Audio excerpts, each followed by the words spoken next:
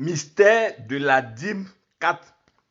Bien aimé, l'autre précision qu'il convient de retenir, d'avoir à l'esprit par rapport à la dîme, pour bien comprendre, est que au moment où Dieu prescrivait la dîme aux fils d'Israël établis à Cana, il y avait 3 catégories de personnes qui pouvaient accéder à Dieu, avec lesquelles Dieu pouvait communiquer.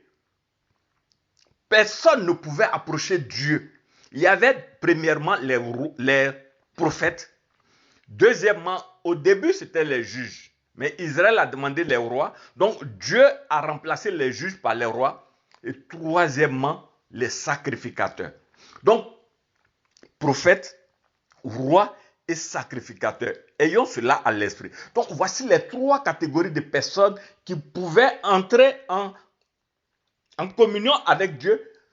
Les 3 catégories de personnes avec lesquelles Dieu pouvait, qui étaient au service de Dieu pour le peuple.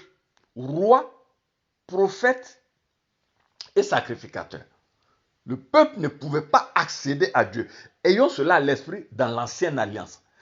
Mais la précision importante qu'il convient que nous ayons à l'esprit, que ce soit les rois, que ce soit les prophètes, eux aussi, ils étaient des serviteurs de Dieu.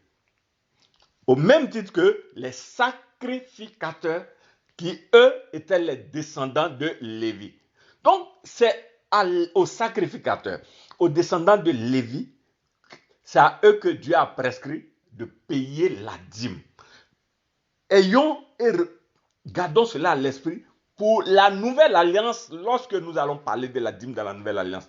Le mot essentiel, important qu'il convient de retenir ici, est sacrifice. Bien aimé, le christianisme est basé sur le sacrifice de Jésus-Christ.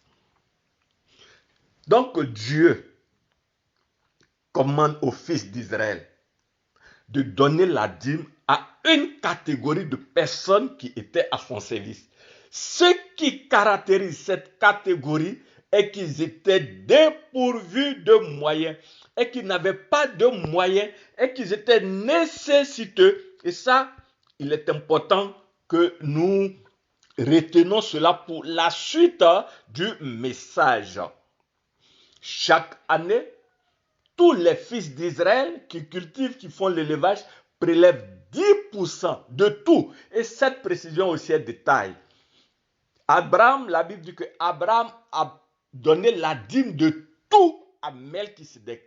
C'est-à-dire tout ce que nous faisons, toutes nos entrées d'argent, tous nos revenus, nous devons prélever 10% pour venir donner à Dieu, pour que Dieu l'utilise pour prendre soin d'une catégorie de ses enfants qui, eux, sont des nécessiteux, qui, eux, n'ont pas de moyens, qui, eux, ont besoin que les autres puissent leur venir en aide.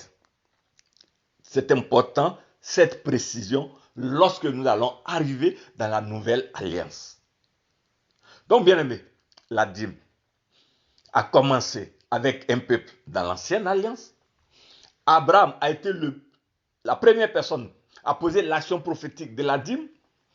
Sur la bénédiction que Dieu lui a accordée, il a prélevé 10% et il a donné prophétiquement la dîme à Jésus-Christ de Nazareth. Plus tard, Dieu prend cela comme une loi qui s'impose à tous les descendants d'Abraham.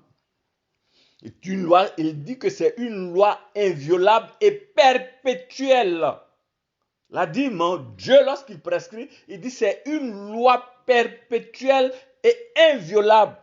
Tous les descendants d'Abraham, toi et moi, nous sommes descendants d'Abraham par la foi en Jésus-Christ de Nazareth. Nous revenons pour la suite.